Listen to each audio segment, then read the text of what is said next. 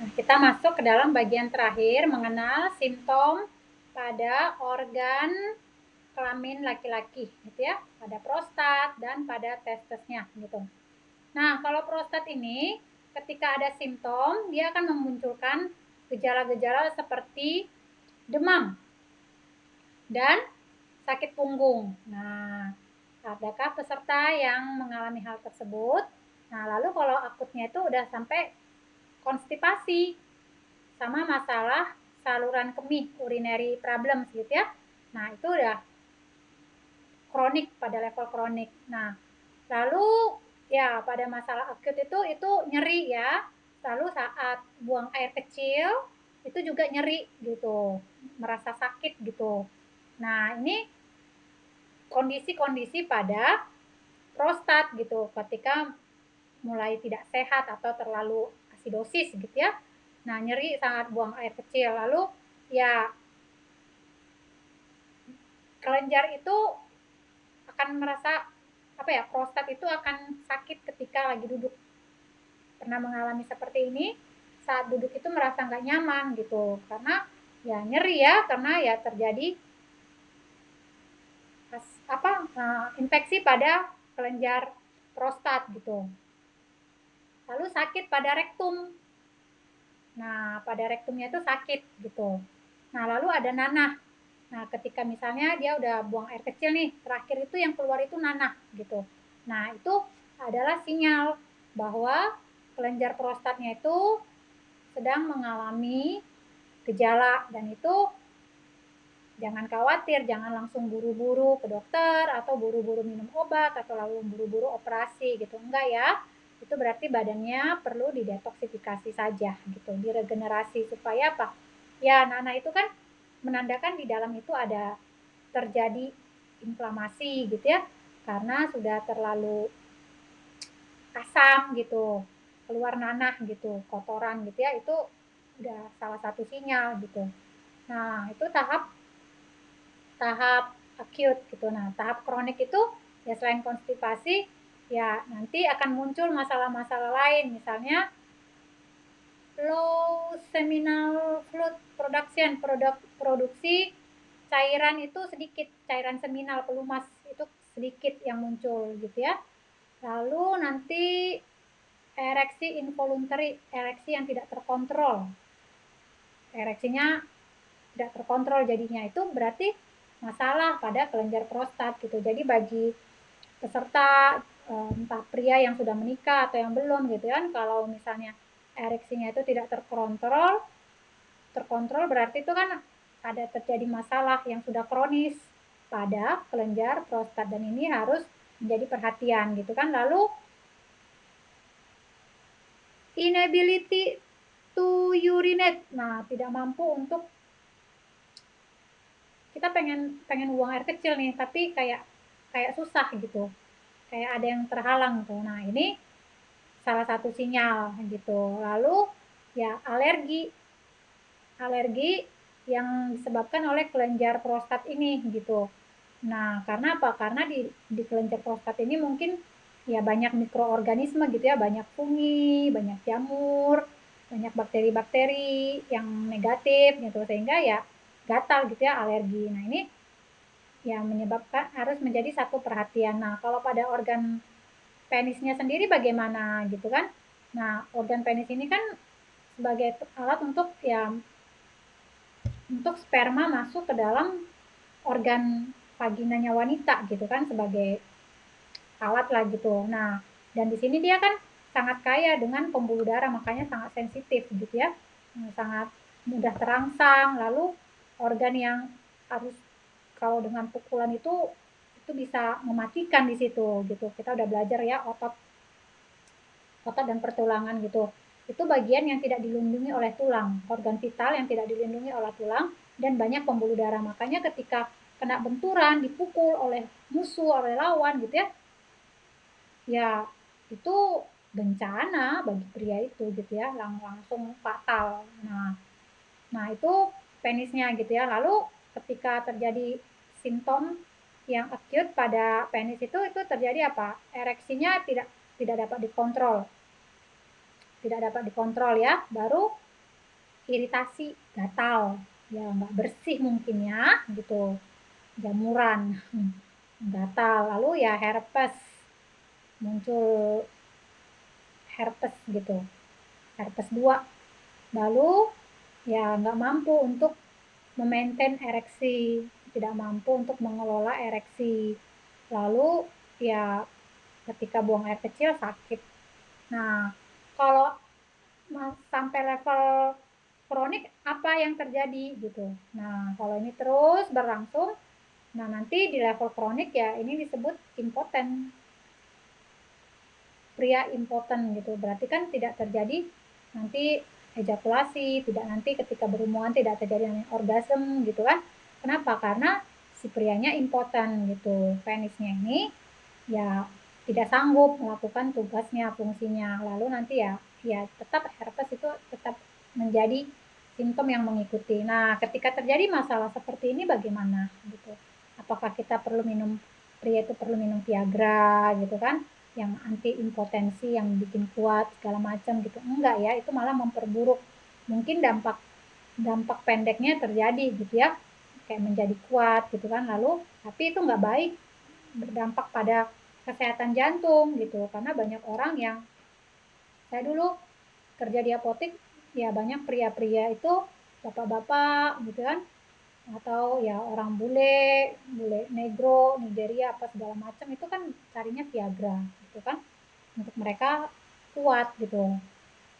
Tapi ternyata ya mungkin saking kuatnya atau apa gitu kan, itu kan mempengaruhi jantung juga gitu. Nah, dia ada masalah jantung, kolaps gitu, mati saat berhubungan gitu. Nah, itu kan ya miris ya gitu. Jadi ketika terjadi impotensi ya nggak perlu meminum suplemen seperti Viagra atau Krating Deng, itu toksik bagi badan, itu toksik bagi sel. Apalagi kita nggak tahu ya seberapa asam, seberapa asidosisnya tubuh kita gitu, seberapa lemahnya tubuh kita, kita nggak tahu. Apalagi ya gaya hidup kita itu sangat toksik gitu. Nah, ketika kita mengambil shortcut, jalan pendek gitu ya, dengan minum Viagra dan sejenisnya, Krating Deng, Hemaviton drink, nah itu ternyata bermasalah nanti gitu untuk kesehatannya, dan bisa bikin hal-hal yang tidak diinginkan terjadi, misalnya putus napas gitu. Nah, sebenarnya ketika kita tahu masalah-masalah ini, ya kita sinyal-sinyal ini kan sebagai alarm ya. Alarm, kamu pipisnya kok sakit nih gitu. Kok nyeri nih saat haid. Oh, kok nyeri ya, saya buang air kecil, pedih, nyeri gitu. Jadi malas buang air kecil, jadi takut sakit gitu. Nah, itu kan sebenarnya sinyal, berarti badannya itu sudah sangat toksik gitu. Nah, caranya ya perbaiki nutrisinya, perbaiki cara makannya, jenis yang dimakan gitu. Regenerasi tubuh kita, detoksifikasi atau bersihkan dengan sesuatu yang bersifat alkali. Nah, dengan demikian, ya masalah apapun yang muncul nanti pada pria yang berkaitan dengan sistem reproduksi, yang berkaitan dengan organ seks gitu, itu masalah-masalah itu akan reda sendiri dan bahkan hilang tanpa harus melukai atau merusak sel dan organ-organ lain gitu. Nah, dengan kita melakukan detoksifikasi, kita sebenarnya mendetoks sistem tubuh kita. Misalnya peserta sekarang fokusnya memang sedang mendetoks sistem reproduksi, karena itu yang sedang bermasalah dan itu yang sedang mengabsorpsi, menyerap emosi, pikiran peserta sekalian gitu ya. Masalah menstruasi lah, masalah vaginal lah, masalah miom lah, masalah nyeri haid, masalah impotensi lah, masalah prostat lah, hernia lah, segala macam itu mengabsorpsi energi Bapak Ibu gitu, pikiran Bapak Ibu, sehingga nggak konsentrasi kerja, bingung segala macam gitu ya. Nah, fokusnya di situ. Jadi Bapak Ibu melakukan regenerasi, detoksifikasi gitu ya, untuk tujuan memperbaiki sistem reproduksi. Nah, ternyata sistem-sistem lain yang juga lemah, spot-spot lain, Bapak Ibu sadar itu lemah, tapi Bapak Ibu belum terlalu fokus ke situ karena nyerinya masih bisa dibawa lari lah gitu ya, masih tolerable gitu, masih bisa dibawa bekerja gitu. Nah, fokus saya nih mau di sistem reproduksi saya nih. Nah, detoksifikasi. Tapi ketika kita mau fokus detoksifikasi pada spot yang sangat lemah itu di sistem reproduksi, nah sambil berjalannya waktu, sistem-sistem lain itu akan merepair juga. Dia kayak menyesuaikan, ikut menyeimbangkan, ikut benaran juga gitu. Karena efek domino ya, efek domino yang makan masuk sampai untuk ke organ seks itu kan agak ke bawah gitu ya. Tapi yang di sini-sini tuh udah yang di atas-atas sudah dibenerin juga nih, dibenerin, diberetelin, dibenerin gitu kan. Nah, ketika ini dibenerin, itu kan mempengaruhi organ seks juga. Misalnya, kelenjar pituitari ada di mana? Ada di kepala, ya. Ketika kita ingin mendetoks bagian bawah organ seks, ternyata kita tahu, kita sadar bahwa organ seks itu dikontrol oleh kelenjar pituitari yang ada di otak. Dan juga fungsi kelenjar adrenal dan kelenjar tiroid gitu. Nah, itu ada di mana? Itu kelenjar adrenal ada di ginjal. Kelenjar tiroid ada di mana? Ada di sini misalnya gitu ya. Nah, jadi detoksifikasi itu ke situ yang dekat-dekat dulu dengan mulut, dengan atas, baru nanti ke bawah. Nah, ketika di bawah ini itu sehat dengan sendirinya. Kenapa? Karena di otaknya udah sehat. Karena otak ini kan menstimulasi ini bawah, baru kelenjar adrenal menstimulasi ini gitu, sistem ini, baru kelenjar tiroid itu menstimulasi ini gitu. Karena ya organ seks itu kan dipengaruhi oleh otak, oleh kelenjar adrenal, kelenjar endokrin, kelenjar tiroid itu pengaruhi. Lalu ya lama-lama yang di sini itu sehat, yang di bawah. Fokusnya tadi di mana? Organ seks. Tapi otaknya jadi sehat, kelenjar adrenalnya jadi sehat, kelenjar tiroidnya jadi sehat, dan semuanya sehat karena itu sistem kan, sistem dia akan memperbaiki sistem itu pada posisinya, adjustment ya sehat. Nah, ya artinya sekali merangku dayung, 2-3 pulau terlampaui.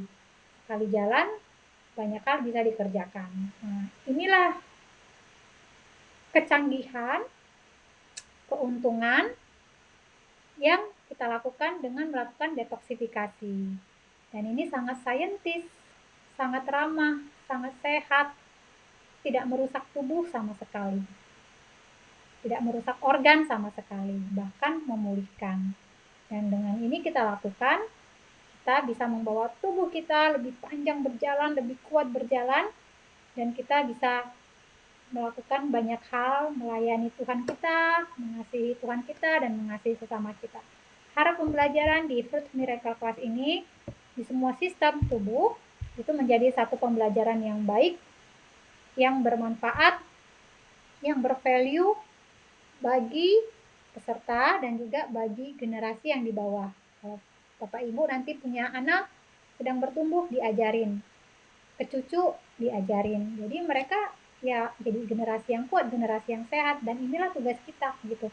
Menyelamatkan bumi kita dan penduduknya dari campur tangan dunia yang ingin merusak gitu. Intervensi dunia yang ingin merusak. Ya, kita udah tahu ilmunya, sekarang kita lakukan. Dan ini membangun Indonesia menjadi lebih sehat lagi penduduknya, masyarakatnya lebih kuat lagi. Dan membangun bangsa yang cerdas. Salam sehat, semoga kita semua dipelihara Tuhan, diberikan kesehatan, dan harap di pembelajaran berikutnya, di chapter berikutnya kita akan belajar tentang makanan. Dari semua sistem yang sudah komplit diajarkan, dari 4 proses dasar, dari spesies sampai sekarang sistem reproduksi sudah lengkap. Berikutnya kita akan belajar tentang makanan. Apa saja yang baik, kandungannya seperti apa, lalu komposisinya apa, kita akan belajar seperti itu. Jangan lupa untuk terus belajar dan mendaftar untuk kelas-kelas yang akan datang. Salam sehat, sampai bertemu lagi di Fruit Miracle Class di kelas-kelas berikutnya. Bye!